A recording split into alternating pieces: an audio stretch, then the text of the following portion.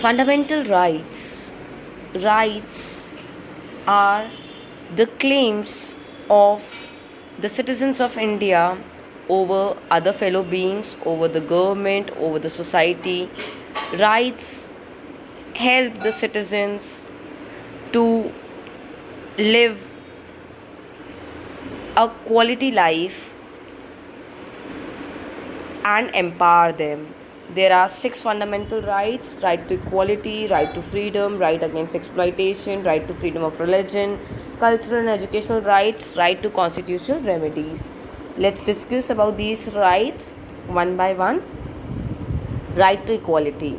Right to equality guarantees every citizen equal rights irrespective of religion, caste, creed, place of birth, race, etc. It ensures equality in employment opportunities in the government job and ensures protection against any kind of discrimination. Untouchability is a serious offense under right to equality. Now, there have been Dalits who have been discriminated for years, and so certain seats are reserved for them in the government jobs and university positions because the government wants to compensate for all those years they have been discriminated on the basis of caste and they have been subjected to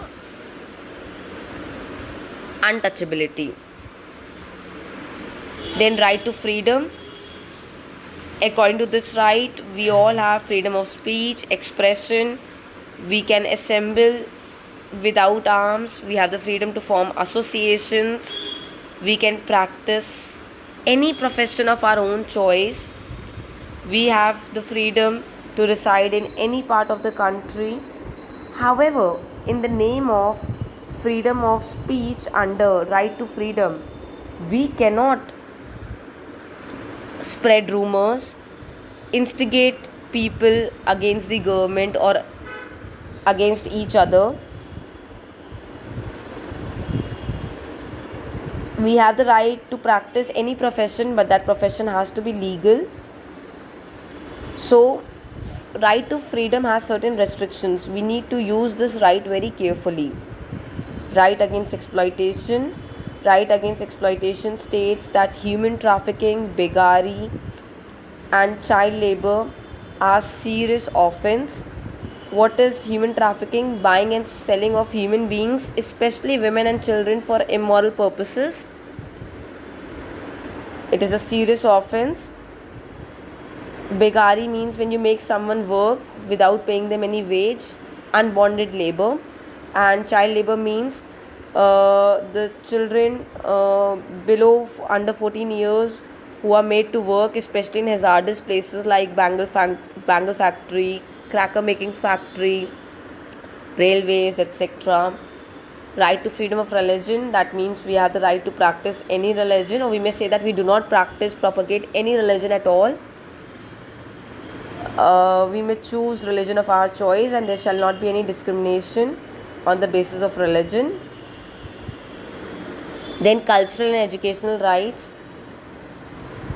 According to this, the minority groups, they can preserve their language, they can preserve their culture, they can preserve their script by running any educational institution where they impart education plus the knowledge, values of their own culture, plus they teach their own script, or they may run say a YouTube channel, a TV channel where they teach about their culture, about their values, about their language, so that it is preserved. It is completely all right.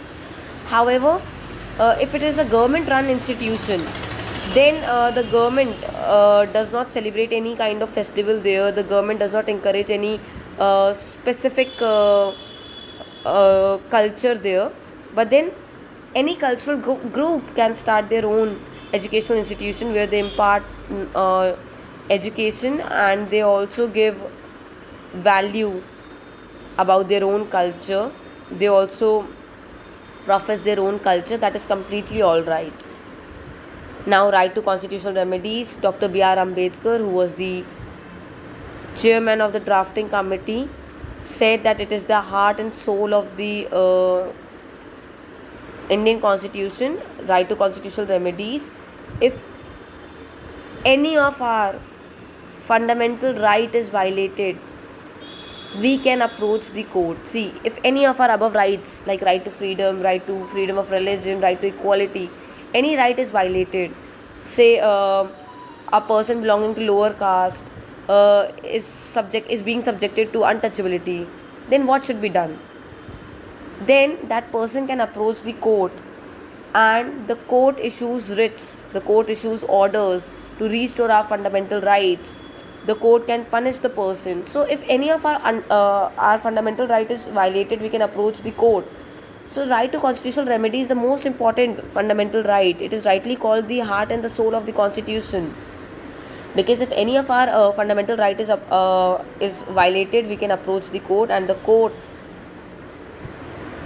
court enforces our fundamental rights. The court restores our fundamental rights and ensures that we live a quality life, and all these fundamental rights are for our well-being.